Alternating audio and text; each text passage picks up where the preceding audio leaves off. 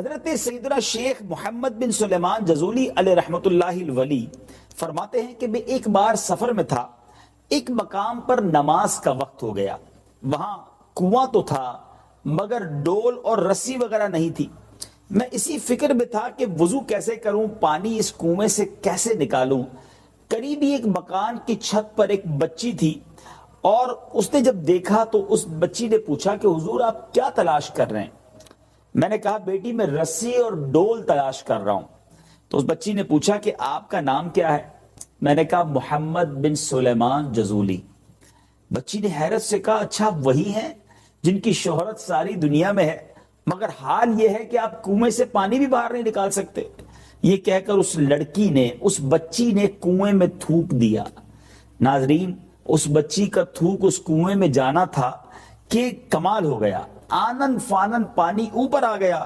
حضرت نے وضو کیا اور اس بچی سے فرمایا کہ بیٹا سچ بتاؤ تمہیں یہ کمال کیسے حاصل ہوا کہ تمہارے تھوک کی برکت سے کنویں سے پانی باہر آ گیا؟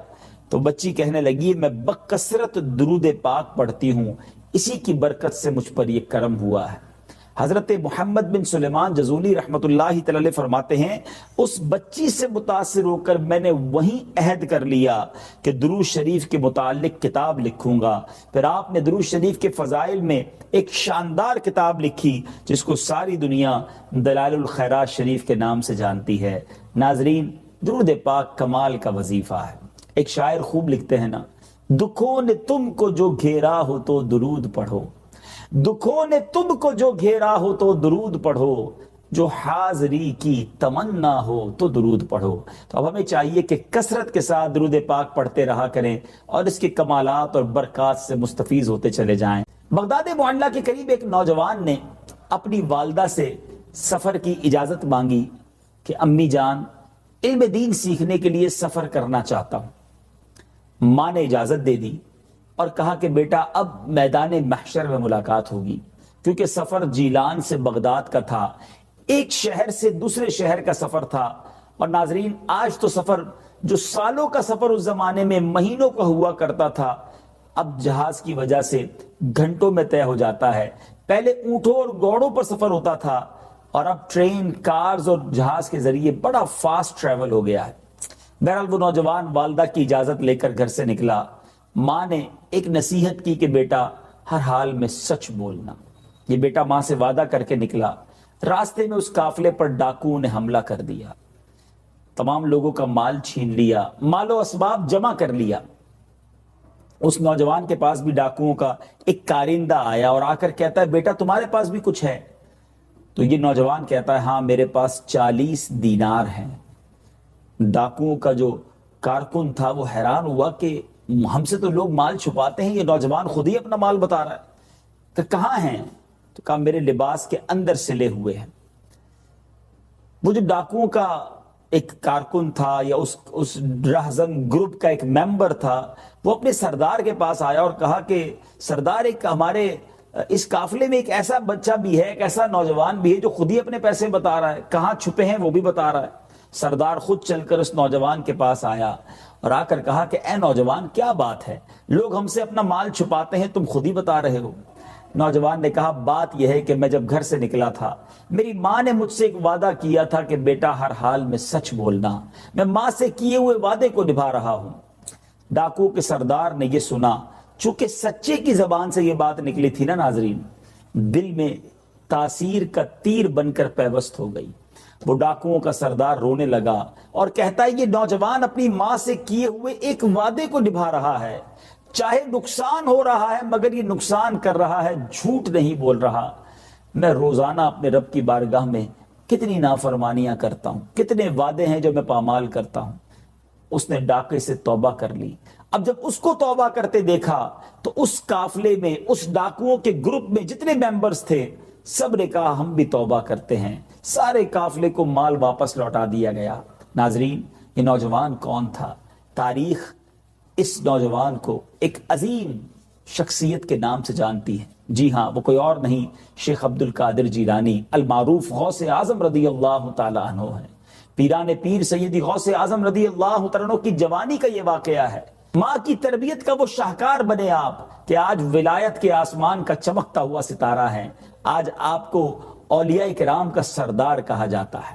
ناظرین، اس واقعے سے درس کیا ملتا ہے کہ تربیت اولاد یہ بہت ضروری ہے۔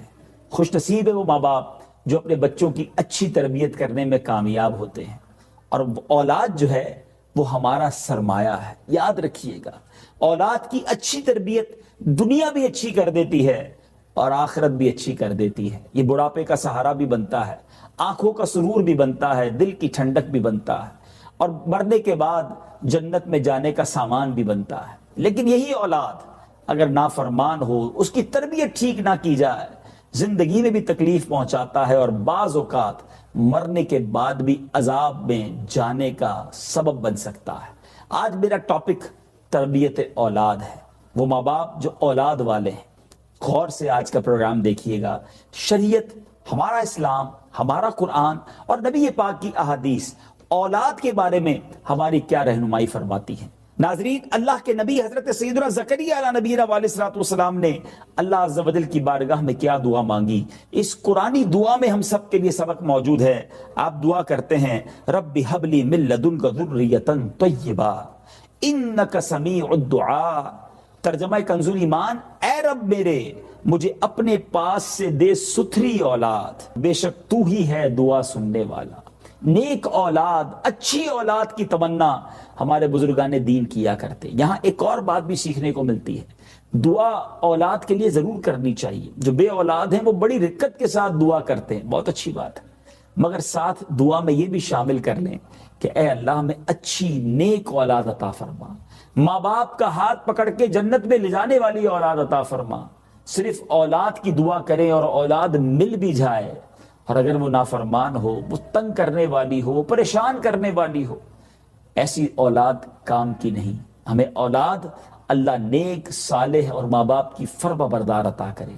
ایک اور دعا حضرت ابراہیم علیہ السلام دعا فرمایا کرتے، اپنی آنے والی نسلوں کے حق میں یہ دعا کرتے، رب اجعلنی مقیم الصلاۃ ومن ذریتی ربنا وتقبل دعا۔ اس کا ترجمہ کیا ہے؟ اے میرے رب، مجھے نماز قائم کرنے والا رکھ، اور کچھ میری اولاد کو اے ہمارے رب اور میری دعا سن لے۔ یاد رکھیے ناظرین، نیک اولاد یہ بہت بڑی نعمت ہے، مگر اس کے لیے کچھ ماں باپ کو بھی تو کرنا ہوگا نا۔ ماں باپ کو اپنی اولاد کی اچھی تربیت کرنی ہوگی اور پھر اس کی برکتیں لوٹنی ہوں گی، اور اسلام سے زیادہ پیارے انداز میں تربیت اولاد کا درس کوئی نہیں دیتا۔ پچھلے پروگرام میں ہم نے والدین کا ادب بیان کیا تھا قرآن و حدیث کی روشنی میں۔ احادیث کا ذخیرہ موجود ہے، یعنی اگر کوئی ماں اپنے بچوں کو صحیح معنوں میں اسلام کی تعلیمات دلا دیں تو پھر تو وہ ماں باپ کے زبردست فرما بردار بن جائیں گے نا، کیونکہ قرآن پڑھیں گے تو وہاں ماں باپ کے ادب کا درس ہے، احادیث پڑھیں گے تو وہاں ماں باپ کے ادب کا درس ہے۔ لیکن قرآن و حدیث سے دور رکھ کے ہم سمجھتے ہیں کہ دنیا بڑی آگے بڑھ گئی ہے۔ ہم یاد رکھیے، اچھی تعلیم دلانے میں کوئی حرج نہیں اگر وہ شریعت کے تقاضوں کے مطابق ہے۔ دنیا میں جو جدت ہے، جو دنیا میں ترقی ہو رہی ہے، اس ترقی کے بارے میں آگاہی میں کوئی حرج نہیں ہے، لیکن ایسی ترقی جو اسلام سے دور کر دے، ایسی ماڈرنائز لائف جو شریعت سے دور کر دے، یہ تو ریکوائرڈ نہیں ہے۔ تو ہمیں قرآن و حدیث کی تعلیمات سب سے پہلے اپنے بچوں کو دینا ہے۔ اولیاء کرام، صحابہ کرام، اہل بیت اطہار، انبیاء کرام، اور سب سے بڑھ کر نبی پاک صلی اللہ تعالی علیہ وسلم کی محبت ان کے دلوں میں ڈالنی ہے۔ پھر دیکھیں یہ بچے آپ کی آنکھوں کا کیسے سرور بنتے ہیں، آپ کی آنکھوں کی کیسی ٹھنڈک بنتے ہیں۔ ایک بات یاد رکھنی ہے ناظرین، اولاد ہمیشہ اپنے والدین سے متاثر ہو کر ان کے طریقے پر عمل کرتے ہیں۔ بچے سب سے پہلے انسپائر ہوتے ہیں، سب سے پہلے متاثر والدین سے ہوتے ہیں۔ فار ایگزامپل، آپ نے بھی دیکھا ہوگا جس گھر میں نماز ہوتی ہے، ابو جان، دادا جان نماز پڑھتے ہیں، چھوٹے بچے بھی ان کے برابر میں آ کے کھڑے ہو کے نماز شروع کر دیتے ہیں۔ دادی اماں، نانی اماں یا والدہ نماز پڑھتی ہیں تو چھوٹی بچی جو گھر میں ہوتی ہے وہ بھی دوپٹہ باندھ کر، حالانکہ اسے نماز پڑھنا نہیں آتا، مگر انہیں فالو کرتے ہوئے وہ ساتھ کھڑے ہو کر نماز پڑھنا شروع کر دیتے ہیں۔ وائے؟ کیوں؟ کیونکہ وہ انہیں دیکھ رہی ہے۔ گھر میں نماز ہے बच्चों में नमाज का असर होगा। घर में सच है, बच्चों में सच का असर होगा। घर में ईमानदारी का दर्स है, बच्चे ईमानदार बनेंगे।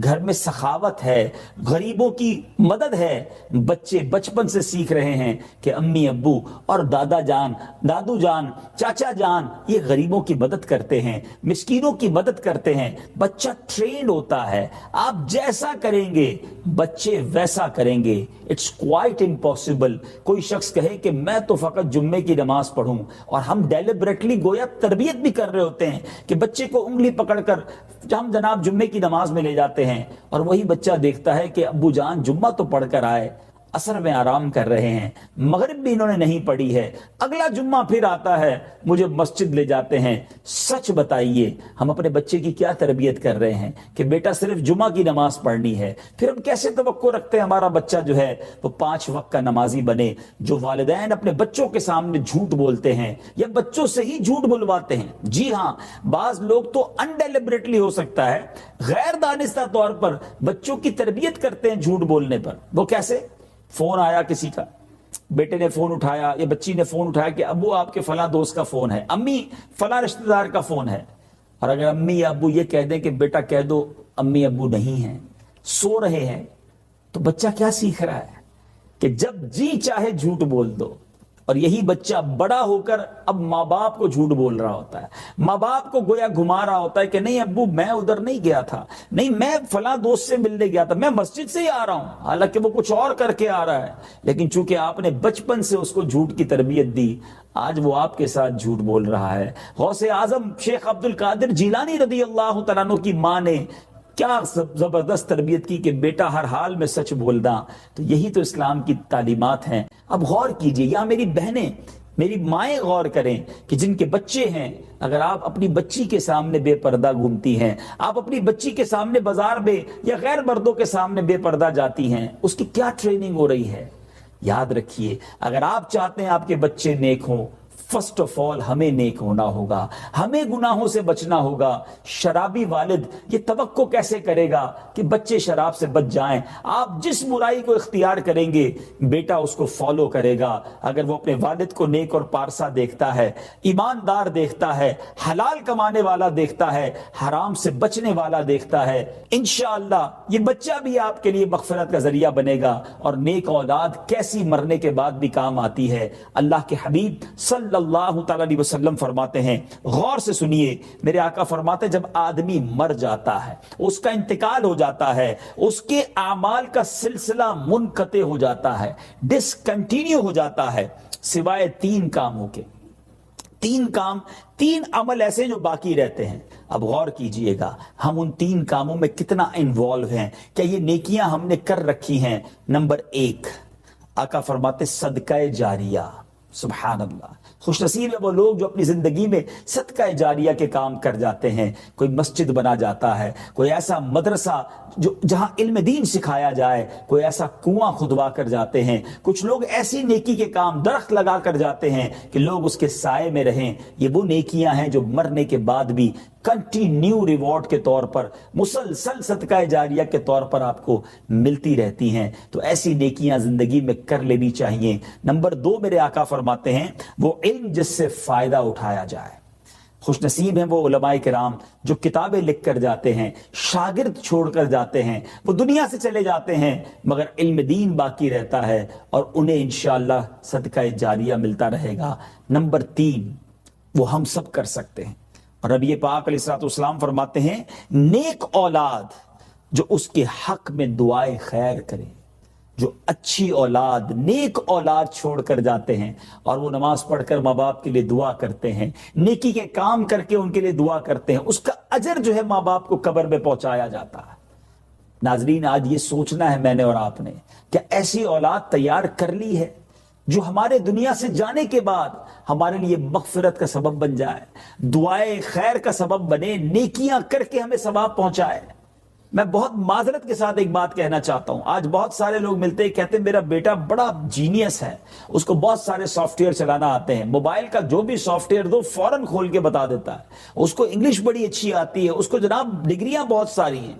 ठीक है, दुनियावी तालीम, दुनियावी नॉलेज, इट्स ओके, لیکن مجھے بتائیے نا، میری اولاد نے مرنے کے بعد مجھے سوشل میڈیا کے سافٹ ویئر کھول کر ایصال ثواب کرنا ہے، یا قرآن پاک پڑھ کر ایصال ثواب کرنا ہے، نمازیں پڑھ کر ایصال ثواب کرنا ہے، درود پڑھ کر ایصال ثواب کرنا ہے؟ اگر ہم نے اپنی اولاد کو قرآن ہی نہ سکھایا، اپنی اولاد کو نیک اعمال کرنا ہی نہ سکھائے، تو مرنے کے بعد وہ کیسے ایصال ثواب کریں گے؟ یہ اولاد کس طرح کام آتی ہے کہ ایک بار حضرت عیسیٰ علیہ نبینا علیہ الصلوۃ والسلام ایک قبر کے پاس سے گزرے، التفسیر الکبیر میں یہ واقعہ موجود ہے، تو دیکھا اس قبر پر عذاب ہو رہا تھا، کچھ عرصے کے بعد، کچھ وقفے کے بعد پھر گزرے تو دیکھا نور ہی نور ہے، رحمت الہی کی برسات ہو رہی ہے۔ اللہ کی بارگاہ میں عرض کی کہ یا اللہ، یہ ماجرا کیا ہے؟ کچھ دنوں پہلے عذاب اور آج تو رحمت کی بارش۔ غور سے سنیے ناظرین، اللہ عز و جل کی طرف سے ارشاد ہوتا ہے کہ اے عیسیٰ، یہ شخص بڑا گناہگار تھا، اس وجہ سے اس کو عذاب ہو رہا تھا، مگر یہ دنیا سے جب گیا تھا تو اپنی بیوی کو حاملہ چھوڑ کر دنیا سے گیا تھا۔ اب اس کی کچھ عرصے کے بعد، اس کے انتقال کے کچھ عرصے کے بعد اس کے یہاں لڑکا پیدا ہوا۔ وہ لڑکا اتنا بڑا ہوا کہ مدرسے میں قاری صاحب کے پاس گیا، اور قاری صاحب نے، استاذ نے اسے بسم اللہ پڑھائی، بسم اللہ الرحمن الرحیم۔ اس کے بچے نے بسم اللہ شریف پڑھی۔ اے عیسیٰ، مجھے حیا آئی کہ اس شخص کو زمین کے اندر عذاب دوں کہ جس کا بیٹا زمین پر میرا نام لے رہا ہے، رحمان اور رحیم کے نام سے اللہ کو پکارے، اور اللہ اس کے والد کو کیسے عذاب دے۔ بچوں کی نیکی اس طرح والدین کو کام آتی ہے، دنیا سے جانے کے بعد بھی کام آتی ہے ناظرین، مگر اس کے لیے اچھی تربیت ضروری ہے۔ خدارا اپنی اولاد کو اپنا پھل سمجھیے، اپنا سرمایہ سمجھیے، اپنی آخرت کا ذخیرہ سمجھیے، اور اچھی تربیت فرام دا چائلڈہڈ کر دیں گے، یہ آپ ساری زندگی اس کا سکھ پائیں گے، آپ کے بڑھاپے کا یہ سہارا بنے گا۔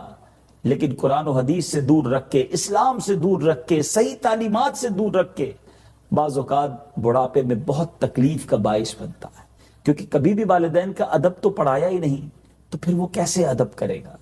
جب تک آپ اس کے کام آتے رہے وہ آپ کی مانتا رہا، جب وہ اپنے پیروں پر کھڑا ہو گیا اب اس کو والدین کی ضرورت نہیں، اور وہ کہتا نظر آتا ہے I'm alone, I'm free now، میری اپنی لائف ہے، میں آزاد ہوں، میں کیوں آپ کی بات مانوں؟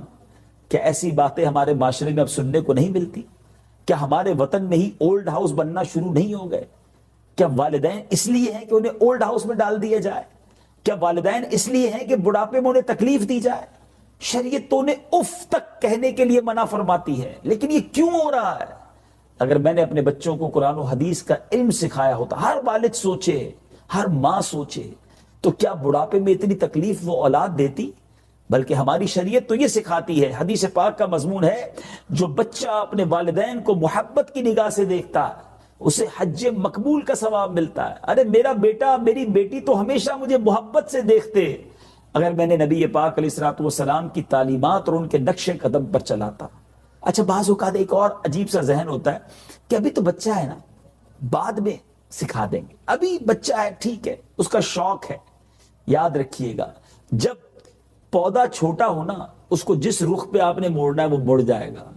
جب یہ تناور درخت ہو جائے گا اس کے بعد وہ نہیں ہلنا۔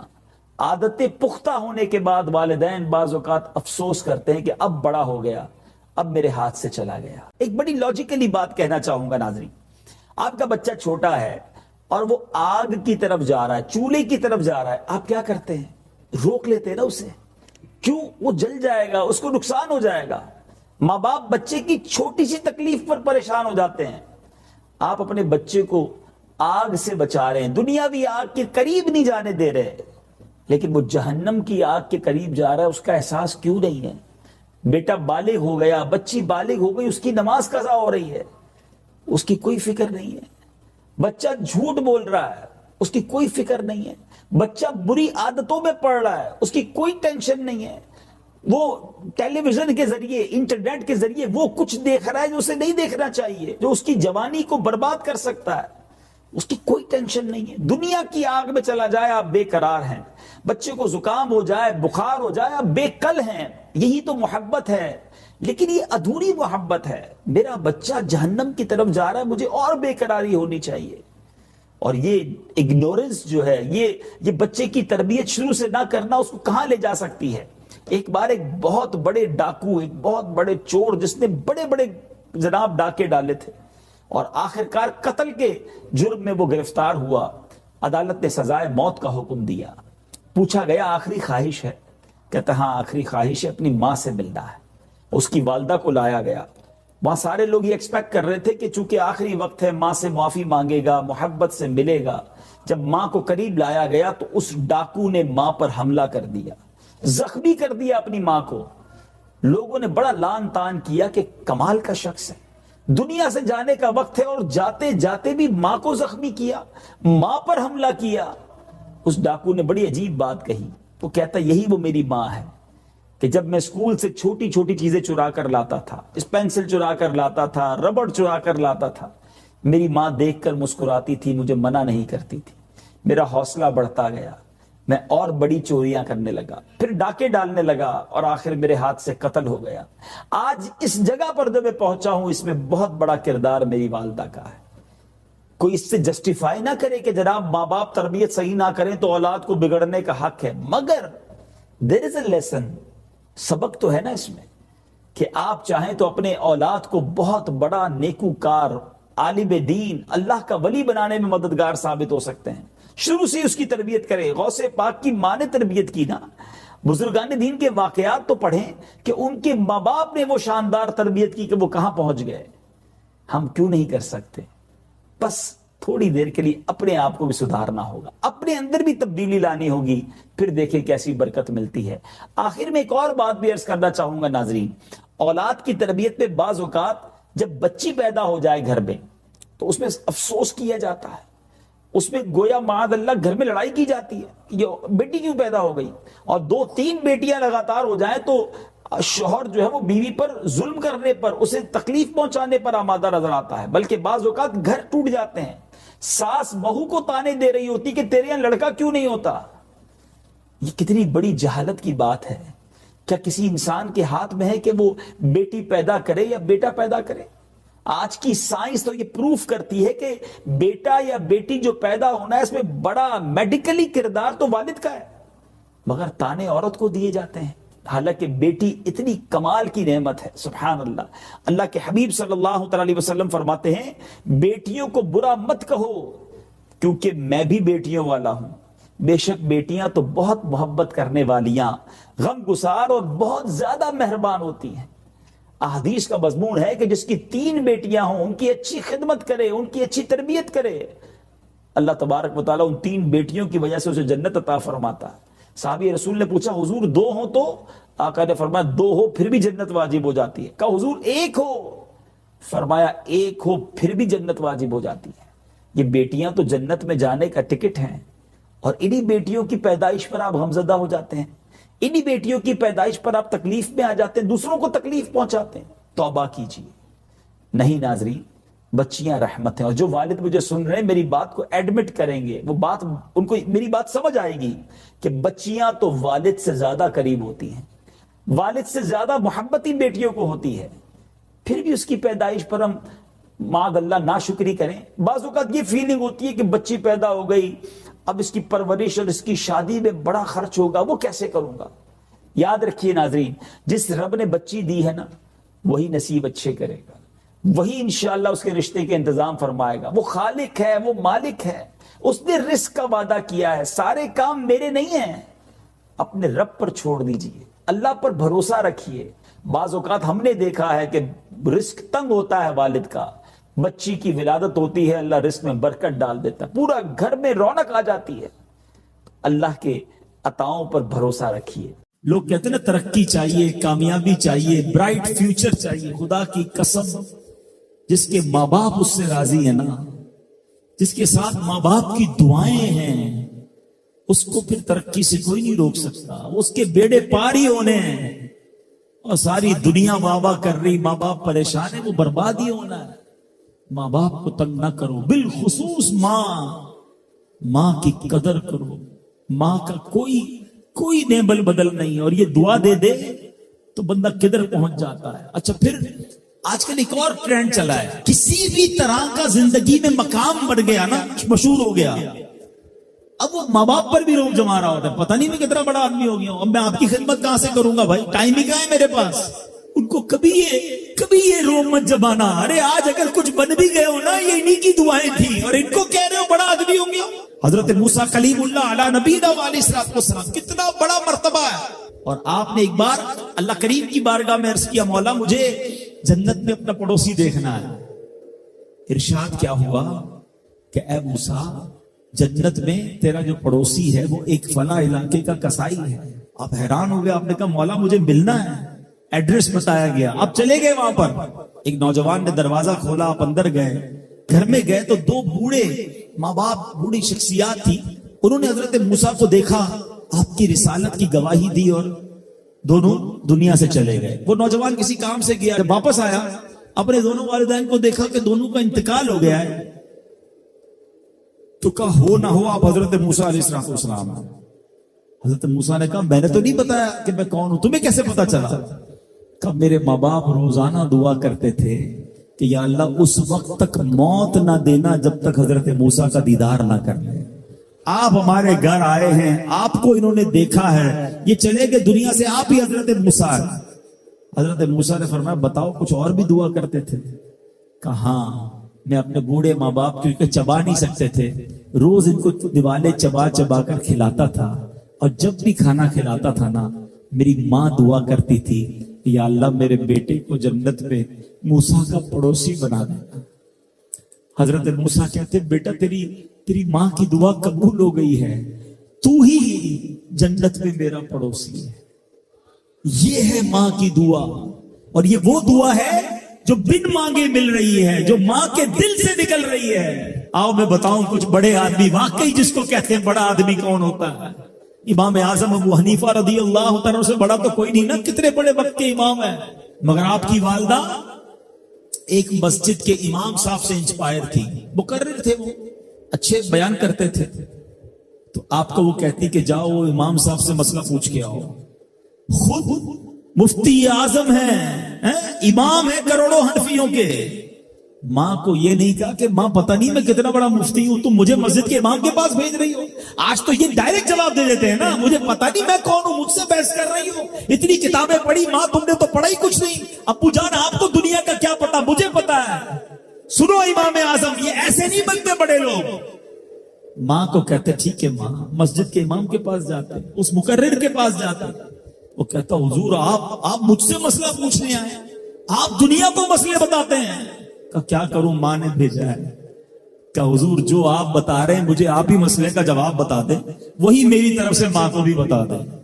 ایک بار ماں نے کہا کہ میں خود جا کر پوچھوں گی، پھر بھی امام اعظم نے منع نہیں کیا۔ اچھا کئی میل کا سفر تھا، امام ابو یوسف کہتے ہیں ہم نے خود دیکھا کوفہ کی گلیوں میں کہ امام اعظم اس خچر یا اس سواری کے لگام تھامے ہوئے ہیں، ماں اس پر سوار ہے اور وہ بازار میں اسے لے کے جا رہے ہیں۔ ماں کو یہ نہیں کہا کہ ماں تم مجھے تکلیف دے رہی ہو، وہ میرا شاگردوں کا بھی شاگرد ہے، اس کو کیا پتا جو مجھے پتا ہے۔ اللہ اکبر، ماں جاتی ہیں، مسئلہ پوچھتی ہیں، واپس آتی ہیں، امام اعظم ماں کو کچھ نہیں کہتے۔ یہ ہوتا ہے ماں کی فرما برداری۔ آج دیکھو دنیا ان کے گن گا رہی ہے۔ سیدنا بایزید بستامی رضی اللہ تعالیٰ عنہ، کتنا بڑا نام ہے، اولیاء کے سردار ہیں، دیکھو ماں کی خدمت کیسی کرتے تھے۔ آپ کی والدہ نے سردیوں کی رات تھی، سخت سردی کی رات، آپ سے پانی مانگا، حضرت بایزید بستامی ماں کے پاس پیالہ لے کر گئے تو ماں سو گئی تھی، ماں کے سرہانے پیالہ لے کر کھڑے رہے، رات بھر کھڑے رہے، سخت سردی میں، پانی تھوڑا سا آپ کی انگلیوں پر گرا تو وہ پانی برف بن چکا تھا۔ ماں کی آنکھ کھلی، دیکھا بایزید بستامی بستر کے کنارے کھڑے ہیں۔ کہ بیٹا کیوں کھڑے ہو؟ کہ ماں آپ نے رات پانی مانگا تھا نا، اس لیے کھڑا رہا کہ نہ جانے کب آنکھ کھل جائے۔ اب جب پانی دینے کے لیے پیالہ الگ کیا نا تو وہ برف چمڑی سے چپک چکی تھی، تو جب وہ برف الگ ہوئی نا آج سے خون نکلنے لگا۔ حضرت بایزید بستامی رحمت اللہ تعالی کی ماں نے جب یہ دیکھا نا کہ بیٹا ساری رات کھڑا رہا اور اب اس کا ہاتھ بھی لہو لہان ہو گیا، حضرت بایزید بستامی کی ماں نے پتہ اس رات کیا دعا دی؟ کہتی یا اللہ میں اس سے راضی ہوں، تو بھی اس سے راضی ہو جا۔ دیکھو کیا مقام ملا، اولیاء کرام کے سردار بن گئے. یہ وہ دعائیں ہیں جو دل سے نکلتی ہیں. ماں باپ کی خدمت ایسی کرو، اب کہو نا ان کے دل سے دعا نکلے. جب وہ دعا نکلے گی نا پھر وہ کام بننے آپ سوچ نہیں سکتے. آج دعا کے کچھ آداب سیکھتے ہیں ناظرین. بعض اوقات یہ شاید خیال بھی نہیں ہوتا کہ دعا کے بھی کچھ آداب ہیں. سب سے پہلے اس بات کا خیال رکھیں کہ دعا کتنی بڑی عبادت ہے. حدیث پاک میں میرے آقا فرماتے ہیں الدعاء مخ العبادہ، دعا عبادت کا مغز ہے. دعا ایک سپیریئر عبادت ہے، پھر دعا میں کیوں کنجوسی کریں. ایک اور جگہ میرے آقا فرماتے ہیں دعا مومن کا ہتھیار ہے، تو دعا کرتے رہا کریں اور خوش دلی سے کریں. دعا کے چند آداب بھی سن لیجئے. اللہ تبارک و تعالی غافل دل کی دعا نہیں سنتا. آپ دعا بھی کر رہے ہیں اور دھیان کہیں اور ہے، دل کہیں اور ہے. ہوتا ہے نا بعض اوقات دعا ہو رہی ہوتی ہے آمین آمین، چہرہ کبھی ادھر دیکھ رہا ہے انسان، غور کا نہیں کرتا کس سے مانگ رہا ہے. تھوڑا سمجھیے نا، آپ کا چھوٹا بیٹا یا بچہ ہو اور آپ اس کو کوئی بات سمجھا رہے ہوں اور وہ آپ کی بات توجہ سے نہ سنے، کبھی ادھر دیکھے کبھی ادھر دیکھے، آپ کو کیسا لگتا ہے؟ برا فیل ہوتا ہے نا کہ میں بات کر رہا ہوں اسے توجہ سے سن بھی نہیں رہا. آپ جانتے ہیں دعا کس کے ساتھ بات چیت ہے، کس سے رابطہ ہے؟ یہ اللہ سے رابطہ ہے. دنیا کی بڑی پرسنالٹیز سے ملاقات کرنا، بات کرنا، اپوائنٹمنٹ لینا واقعی مشکل ہے. جتنا بڑا بندہ اتنا مشکل اپوائنٹمنٹ. اور کبھی اپوائنٹمنٹ مل بھی جائے تو وی نیڈ سیکرٹری، ہمیں کوئی سیکرٹری بیچ میں چاہیے جس سے پہلے بات ہوگی، وہ اپوائنٹمنٹ دے گا. موقع ملا بھی تو شاید چند منٹ کی ملاقات ملے گی کہ جناب آپ کے پاس اتنے منٹ ہیں، اپنی بات پوری کر لیجئے گا. ایسا ہی ہے نا. آپ دیکھیے دنیا کی کسی بڑی پرسنالٹی کے لیے ملنے کے لیے اتنی محنت، اپوائنٹمنٹ، ٹائم لمٹ. احکم الحاکمین سے اگر بات کرنی ہے، ارحم الراحمین سے بات کرنی ہے، اللہ ذوالجلال کی بارگاہ میں حاضری دینی ہے، there is no need for appointment. آپ کو کوئی اپوائنٹمنٹ نہیں چاہیے، کوئی سیکرٹری کوئی بیچ میں نہیں ہے. آپ ہیں اور آپ کا رب ہے. ہاتھ اٹھائیے، سر جھکائیے، توجہ سے مانگیے، دل کی گہرائیوں سے مانگیے. جتنی دیر بات کرنی ہے اللہ سے کیجیے. اللہ اکبر. پھر بھی ہم دعا مانگے اور غفلت کے ساتھ مانگے، دل کے ساتھ، خشوع و خضوع کے ساتھ، فوکس کے ساتھ دعا مانگے، پھر دیکھیں کیسا کرم ہوتا ہے. اسی طرح دعا یقین کے ساتھ مانگے. علماء لکھتے ہیں کہ جو شخص یہ سوچتا ہے نا پتہ نہیں دعا قبول ہوگی کہ نہیں، اس کی دعا قبول نہیں ہوتی. دعا یقین قلب کے ساتھ ہو کہ انشاءاللہ وہ ضرور کرم فرمائے گا. پھر دیکھیں کیسے غیب کے خزانوں سے مدد ہوتی ہے. مجھے ایک واقعہ یاد آ گیا. ایک شہر میں بارش نہیں ہو رہی تھی تو شہر والے جمع ہوئے، کئی سالوں سے بارش نہیں ہو رہی تھی کہ مل کر دعا کرتے ہیں. تو ایک نوجوان بھی اس میدان میں دعا کرنے آیا، مگر ہاتھ میں چھتری لے کر آیا، امبریلا. تو لوگوں نے کہا عجیب آدمی ہو، کئی سالوں سے بارش نہیں ہے تم چھتری لے کر آئے ہو. وہ نوجوان نے کمال کا جواب دیا. وہ کہتا ہے مانگنے کس سے آیا ہوں؟ ارحم الراحمین سے، جو دینے والا ہے، جو بارش برسانے والا ہے، اس سے مانگنے آیا ہوں نا. اس نے تو بارش برسانی ہے تو کیا بھیگتے ہوئے واپس جاؤں گا؟ اللہ اکبر. علماء لکھتے ہیں اس بندے کے یقین کی برکت سے موسلا دھار بارش ہوئی، سارا گاؤں بھیگتے ہوئے واپس گیا، وہ نوجوان اپنی چھتری کے سائے میں واپس گیا. یہ بلیف ریکوائرڈ ہے، یہ یقین ریکوائرڈ ہے. پھر دیکھیں کیسے دعا قبول ہوتی ہے. اسی طرح دعا سے پہلے کچھ اچھی اعمال کرے، نیک اعمال کرے، اللہ کی رحمت کو متوجہ کرے. 2 رکعت نفل پڑھ لے، ہو سکے تو کچھ صدقہ و خیرات دے دے، پھر دعا مانگے. اس کے ساتھ ساتھ دعا میں ایک اور ادب یہ بھی ہے، میں نے پچھلے پروگرام میں بھی کہا تھا، حرام روزی سے اپنے آپ کو بچائے، کیونکہ حرام کھانے والے کی دعا قبول نہیں ہوتی. رزق حلال کمائے، پھر انشاءاللہ دعا کی قبولیت کا ثمرہ دیکھے گا. ایک اور بات علماء نے لکھی کہ لوگوں کے حقوق سے پہلے اپنے آپ کو فارغ کر دے. اور بڑی پیاری مثال دی کہ کسی بادشاہ کے دربار میں کوئی شخص مانگ رہا ہے، مگر اس حال میں مانگ رہا ہے کہ اس کے ایک ہاتھ پہ کوئی لٹکا ہوا ہے، پیچھے سے کوئی لباس کھینچ رہا ہے کہ میرا حق دے دو. تو پھر کیسا مانگنا؟ تو لوگوں سے اگر کچھ لین دین ہے، حقوق و لباس کے معاملات ہیں، اس سے اپنے آپ کو فارغ کرے اور پھر دعا مانگے تو انشاءاللہ دعا ضرور قبول ہوگی. یہ چند آداب تھے دعا کے. دعا کی قبولیت کے چند اوقات بھی ہیں، بڑی تفصیل ہے اس کی، چونکہ چھوٹا سا سیگمنٹ ہوتا ہے. جمعہ کے دن دعا مانگے، خاص طور پہ 2 خطبوں کے درمیان جو وقت ہے یہ خاص دعا کی قبولیت کا وقت ہے، مگر یہاں دل ہی دل میں دعا مانگنی ہے۔ برستی بارش کے وقت دعا قبول ہوتی ہے، اس وقت دعا مانگے۔ ماہ رمضان تو پورا ہی دعاؤں کی قبولیت کا مہینہ ہے، اس میں دعا مانگے۔ آدھی رات گزرنے کے بعد جو وقت ہوتا ہے یہ خاص تجلی کا وقت ہوتا ہے، اس وقت دعا مانگے۔ اسی طرح مسلمانوں کے مجمع میں اجتماعی جو دعائیں ہوتی ہیں اس میں دعا مانگے۔ میں بھی دعا کرتا ہوں، نہ جانے کہاں کہاں موجود ہیں، آمین کہہ لیجئے کہ یا اللہ ہماری ساری مشکلیں آسان فرما، ہماری ساری پریشانیاں دور فرما، اور جو جو ہمارے حق میں بہتر ہے اے رب کریم ہمیں عطا فرما دے، جو ہمارے حق میں بہتر نہیں مالک اس کا خیال بھی دل سے نکال دے۔ اور اے رب کریم اس ماہ رمضان میں تو نے کروڑوں کی بخشش فرمائی ہے، ان بخشے جانے والوں میں ہمارا نام بھی تحریر فرما دے۔ آپ بھی مجھے اپنی دعاؤں میں یاد رکھیں، میں آپ سب کے لیے دعا گو ہوں۔